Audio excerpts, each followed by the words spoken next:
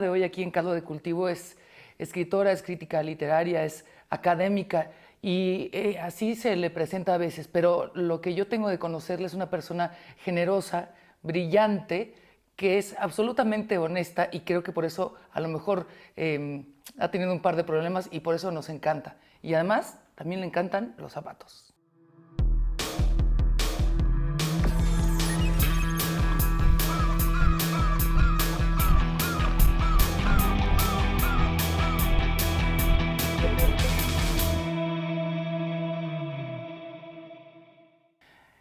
Es muy poco lo que he dicho de nuestra invitada Margot Glantz. Es un honor que estés en este programa. Muchas gracias. De verdad, te admiramos desde hace mucho tiempo, te queremos y enalteces, por supuesto, este programa en donde ha venido una serie de rufianes, pero tú ya lo subiste a un nivel que me da mucho orgullo y mucho agradecimiento que estés con nosotros. Muchas gracias. Muchas felicidades, vienes de Monterrey, aparte qué generosa, les digo, vienes de Monterrey, cuéntanos de este premio.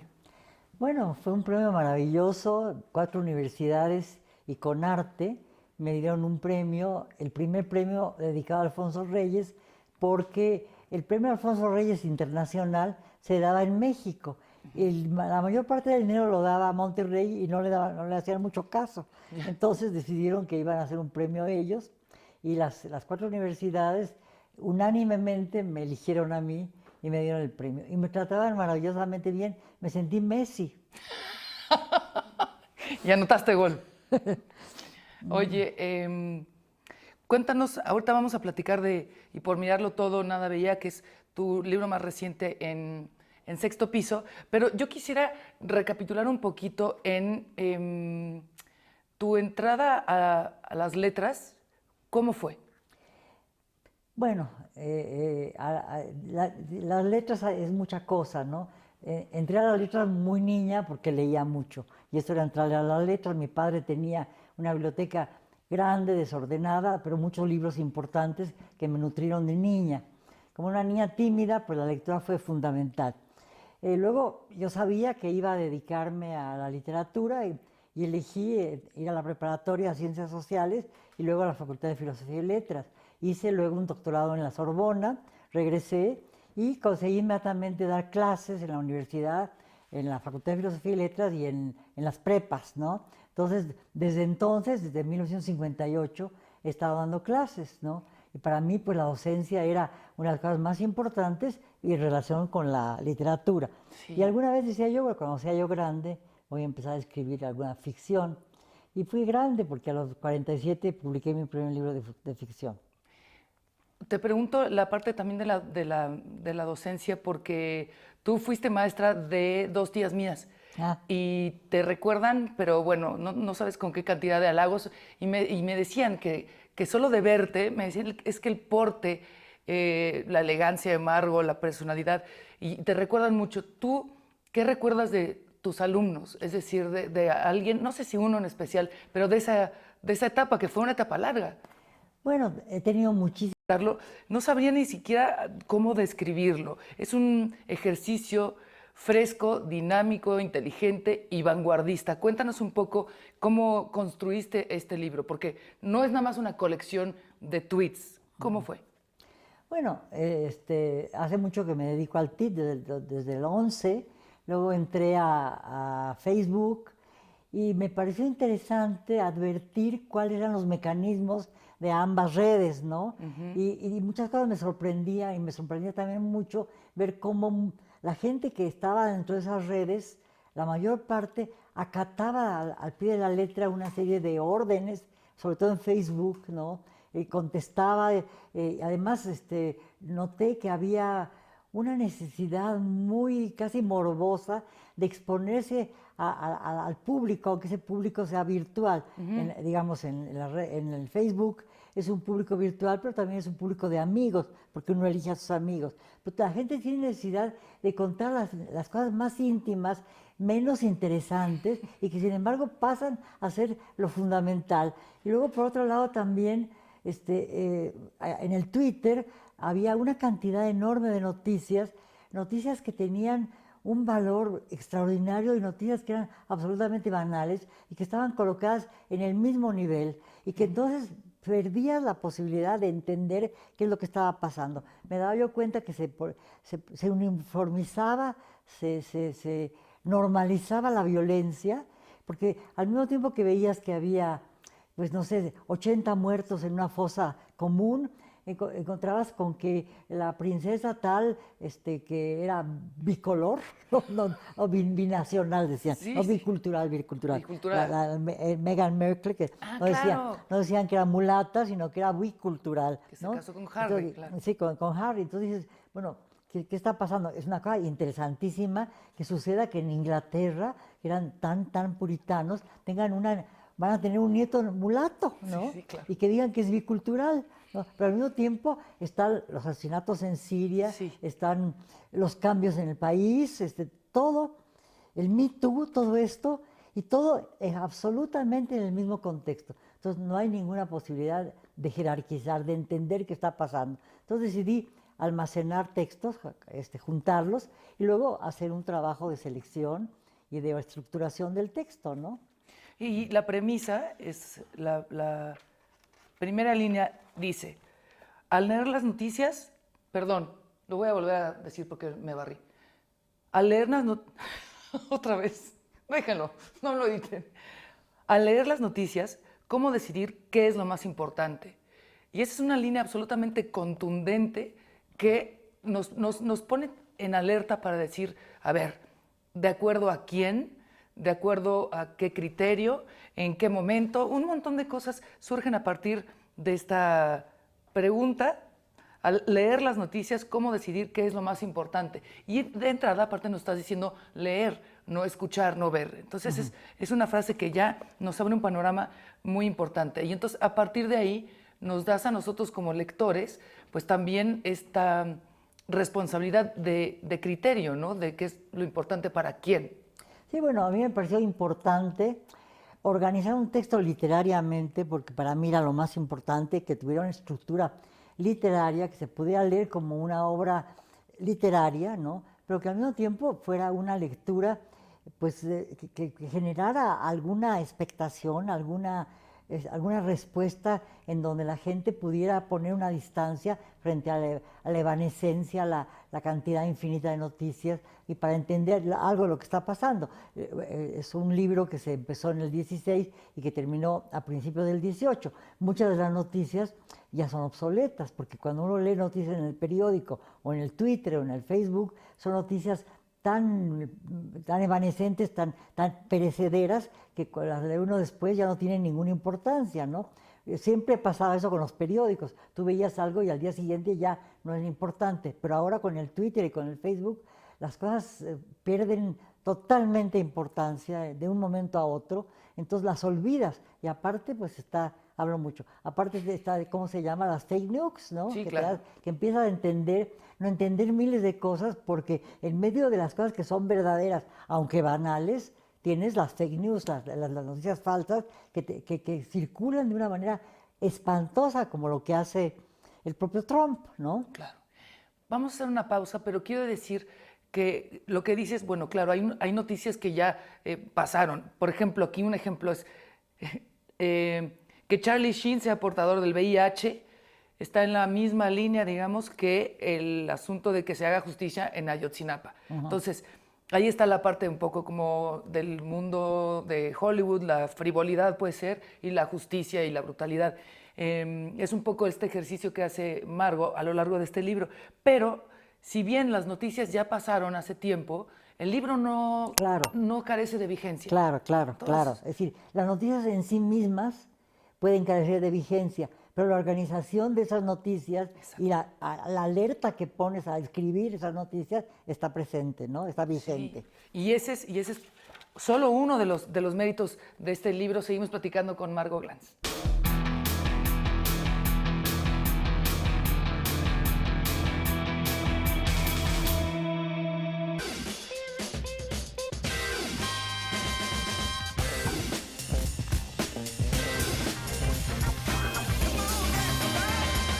Seguimos platicando con Margo Glantz acerca de muchas cosas, porque este libro o sea, podríamos hablar del libro, pero todo lo que contiene es una cantidad de temas que, bueno, yo creo que la recomendación es que lo lean, que le entren sin pensar en estructuras, qué quiere decir, cómo va a ser el desenlace. Es toda una cadena que nos abre muchas imágenes, muchas postales, muchos temas.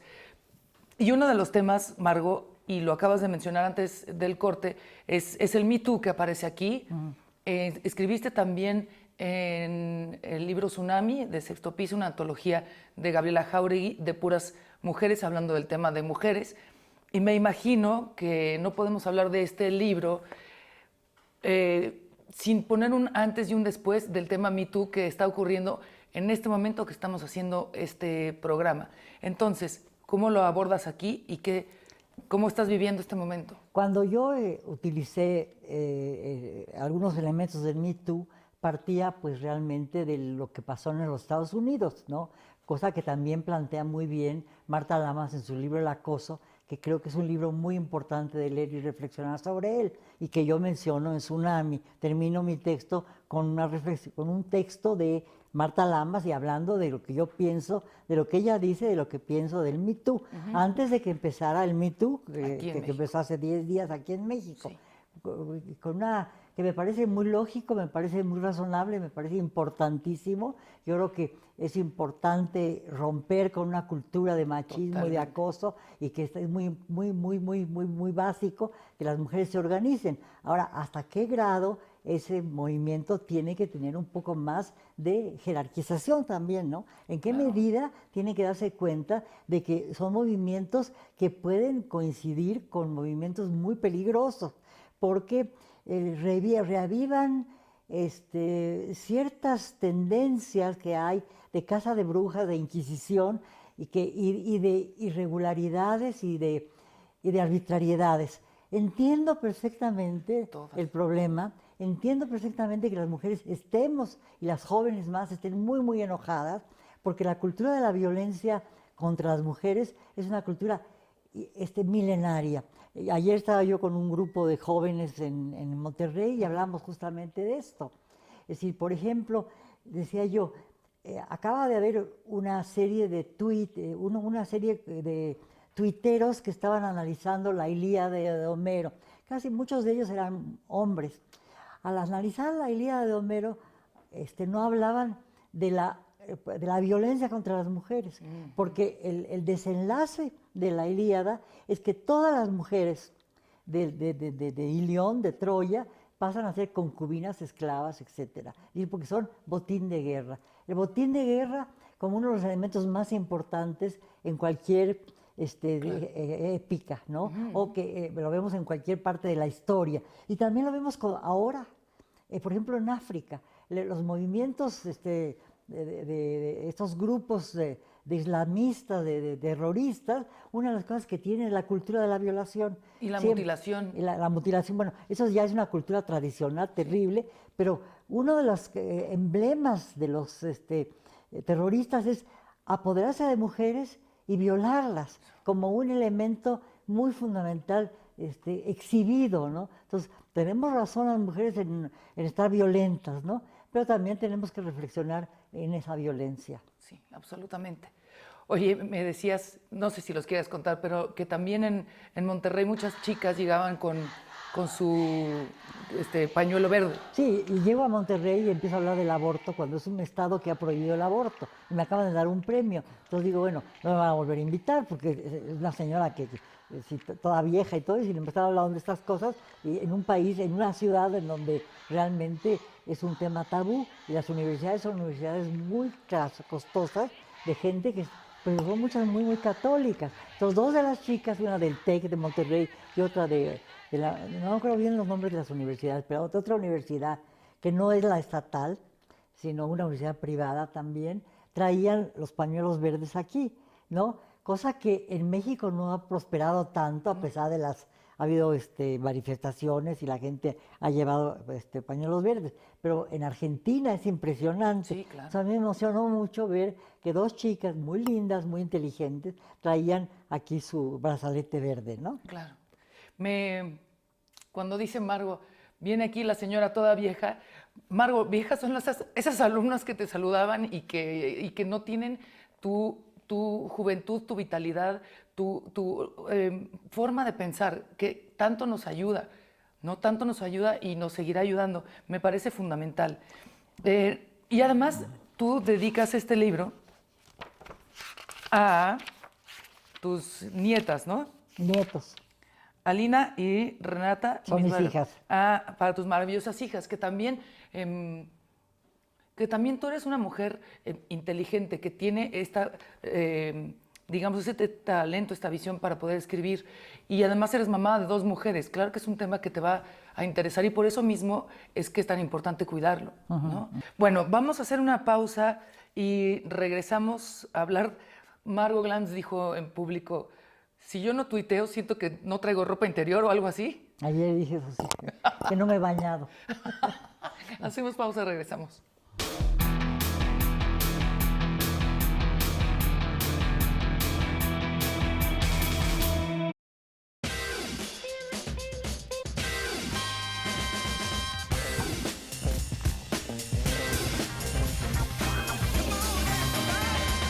Hay mucha gente, Margo, que dice, ay, yo eso de las redes sociales, las computadoras, todo eso yo no lo entiendo. Entonces yo me quedo con lo tradicional. Y tú no, tú siempre has tenido como esta lucha de, no, yo sí le entro a esto, le entro al otro, cuestiono esto, cuestiono lo otro, me voy a veces por lo tradicional, es decir, seguimos teniendo libros, ¿no? Entonces, ¿cómo fue tu experiencia en Twitter para que eso fuera un ejercicio no nada más de tecnología y de información, sino de literatura?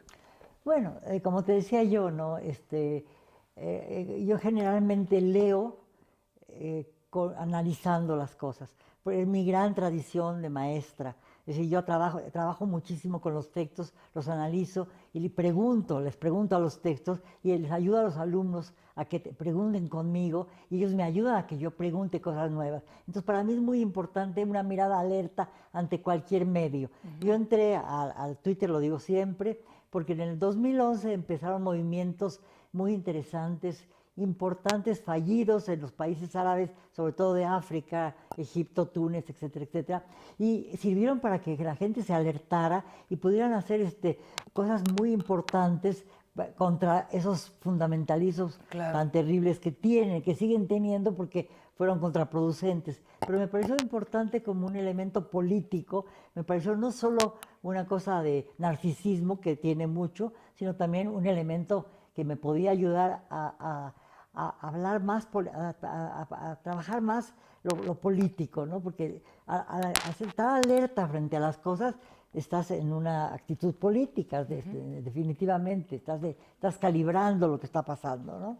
Y a mí me gustó mucho también, lo platicábamos en la presentación, que el Twitter y la necesidad de concreción hizo que mucha gente simpática en la vida real fuera completamente aburrida en Twitter, o gente que es completamente aburrida en la vida real fuera simpática o se exhibiera. O sea, es una manera de exposición que delata mucho de ti también. Entonces, eso fue parte de lo que a muchos nos pasó con Twitter. Pero decías que si no tuiteas, ¿sientes que no traes ropa interior o que no te bañaste?